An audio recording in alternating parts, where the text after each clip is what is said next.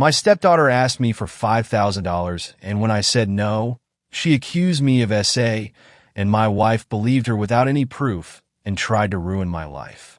I, 45M, a regular guy with a steady job in a small manufacturing firm, didn't expect my world to flip upside down over a simple no. I'd been married for 3 years to a woman who brought a teenage daughter into our home. At first, the girl was quiet, sullen, and I tried to give her space. As time passed, she warmed up enough to accept occasional gifts, designer clothes, a new phone, things I provided to show I cared. It was never a perfect bond, but I thought we had at least some baseline respect. A few months ago, my stepdaughter, now 19, cornered me after dinner. She waited until my wife was upstairs, then casually asked for $5,000. No explanation, just a shrug and a "you can afford it, right?" I couldn't just hand over that kind of money. We weren't rich. I've been saving for a long postponed vacation, and I felt no reason to indulge her sudden demand. So, I told her no. I even asked why she needed it. She rolled her eyes and walked off, muttering something under her breath. The next morning, something fell off. My wife barely looked at me. My stepdaughter glared as if I'd committed a crime. Then my wife stormed into the living room, fury lighting her eyes, and demanded, "What did you do to my daughter last night?" Confused, I asked what she meant. She spat accusations I could hardly believe, claiming her daughter said I made inappropriate advances, that I'd tried to corner her physically. My heart thumped. It was a disgusting lie, and I said so. I insisted we call the police, get this sorted out properly. But my wife's reaction chilled me. She didn't want proof, didn't want an investigation. She just believed her daughter instantly, hurling insults and threats at me. I tried to explain that this had to do with money. The timing was too convenient. She said I was gaslighting them. My stepdaughter hovered nearby, smirking subtly when my wife's back was turned.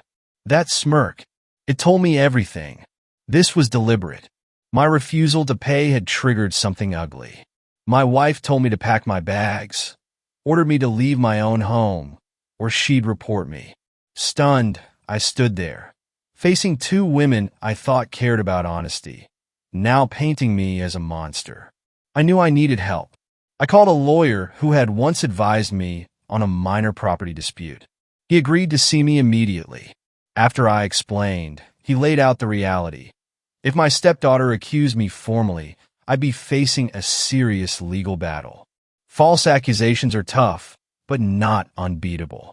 He urged me to remain calm, gather evidence, and not lash out. According to him, many times these cases hinge on credibility and motive. He told me to find proof of the extortion attempt. The fact she asked for money first was crucial. I decided I'd fight back, but I needed a plan. I wouldn't just roll over and lose my career, my reputation, and everything I'd built. I spent the next day strategizing. Before leaving the house, my wife had made it clear I wasn't welcome. I grabbed a few belongings, careful not to appear hostile or confrontational. My stepdaughter watched from the hallway, arms folded, a small grin tugging at her lips. It made my stomach turn. She knew the power of her accusation, how a single word could wreck a man's life. And yet, there was that smirk, as if she'd scored a victory. I moved into a modest motel room a few miles away. While there, I combed through old text messages and emails. Nothing explicitly tied her request for money to the accusation. I needed more. The lawyer advised I should never meet with either of them alone again, but a careful, recorded conversation, if done legally, could help. In my state, I could record a phone call as long as one party me consented. That night, I tried calling my wife to reason with her, to ask for mediation. She picked up, furious and spitting threats, but refused to discuss details. She just kept repeating, "You know what you did?" I recorded every word. Nothing useful yet, but I noted her refusal to consider evidence. The next day, I tried contacting my stepdaughter directly. I sent a calm, carefully worded text. "Can we talk about what happened? If you feel I've wronged you, I'm willing to listen, but I'm confused. You asked for money, I said no, and suddenly these accusations appeared. I'd like to understand. She replied hours later with a brief message, "Stay away, or I'll go to the police." Perfect. A subtle threat. I forwarded that to my lawyer. He said it was a good start, showing a pattern of using threats. But we needed something clearer. The lawyer recommended a private investigator, someone who could help find out if my stepdaughter had done similar things before, or if there were witnesses to her entitled behavior who might support my version. I agreed, hiring one discreetly. It cost money, but my reputation and freedom were on the line. Meanwhile, I suspected my wife might be colluding to frame me for a financial settlement and divorce. False accusations can force a man to flee, sign anything to avoid jail, especially if the accuser threatens to escalate. To counter this, I immediately filed a petition with the court to establish a formal hearing. If they wanted to accuse me, do it in front of a judge. My lawyer told me that if they made false statements under oath, we could counter with defamation or even perjury charges. The legal process would be slow, but it was better than cowering in fear. The tension rose when I received a letter at the motel's front desk. It was from my wife's lawyer, claiming I should settle amicably by paying a large sum to keep matters private, essentially hush money. I nearly laughed at the irony. They wanted me to pay to protect myself from a lie they created. I took that letter straight to my lawyer. Now we had something tangible, an attempt at extortion. Armed with the hush money letter, my lawyer helped me file a formal response. We contacted the wife's lawyer, stating we were aware of the false accusations, had evidence of extortion attempts, and were prepared to involve the authorities if they didn't cease immediately. The next day, my stepdaughter doubled down. She left a voicemail on my phone, screaming that if I didn't pay up soon, she'd go to the police and have me arrested. I recorded every second. In that same voicemail, she slipped up, "If you'd just given me the $5,000 like I asked, we wouldn't be in this mess." Perfect. That sentence was gold. We took that voicemail straight to the police. My lawyer advised me that while false accusations of SA are taken seriously, so is extortion. We presented the voicemail, the letter from their lawyer, and other communications. The detective listened carefully, asked questions, then noted this could be a case of attempted extortion through a fabricated assault claim. They'd need to investigate thoroughly. I knew it wouldn't be quick or easy, but at least I wasn't powerless. A week passed without a peep from my wife. Then suddenly, I got a call from a relative. My wife had started spreading rumors among family and friends that I was a dangerous man. Some relatives reached out, concerned. I calmly explained the situation, even played the voicemail for one trusted cousin. Shocked, he agreed to testify if needed. People who knew me well found it hard to believe I'd do something so vile. But some, who barely knew me, might buy the lies. I realized public perception could turn against me without careful action. The private investigator came through a few days later. He found out my stepdaughter had a history of manipulating people for money. An ex-boyfriend who left town after she drained his savings. A former friend who claimed she demanded cash to keep silent about some fabricated drama. Although these past incidents weren't as severe as SA accusations, they painted a pattern of extortion and deceit. My lawyer felt more confident.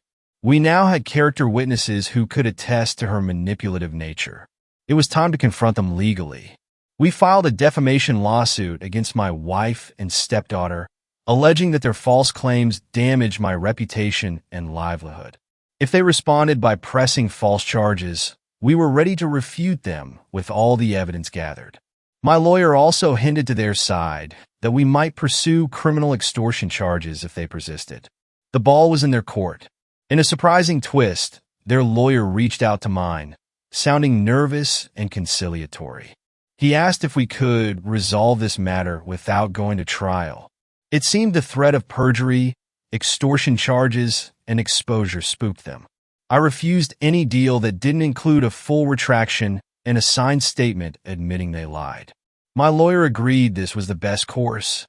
If they wanted out, they had to come clean publicly. I braced myself for the final showdown, knowing it could blow up. But I wouldn't settle. I wouldn't pay a dime. It was time for them to face consequences. They finally agreed to a meeting in my lawyer's office. My wife, my stepdaughter, their attorney, and mine. I arrived early, feeling calm for the first time in weeks.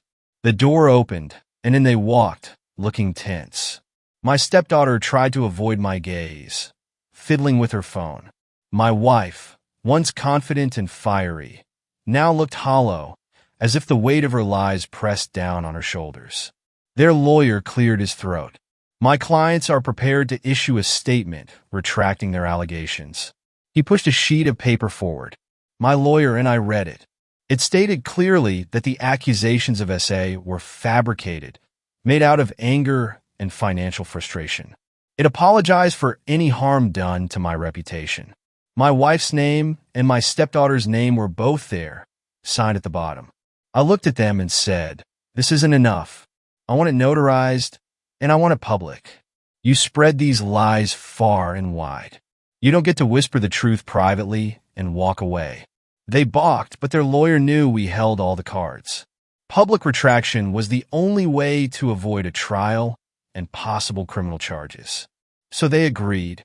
A week later, they posted a formal apology online and sent a copy to key family members. My stepdaughter's voice cracked as she read a short statement on a private video call arranged through the lawyers. She admitted that she invented the accusation because I refused to give her money. My wife confirmed she believed her daughter blindly and tried to extort me without any evidence. They looked defeated. They had no choice but to surrender their pride to protect themselves from a harsher legal storm. As soon as that was done, I withdrew the defamation suit, as agreed. But I wasn't obligated to maintain any relationship with them.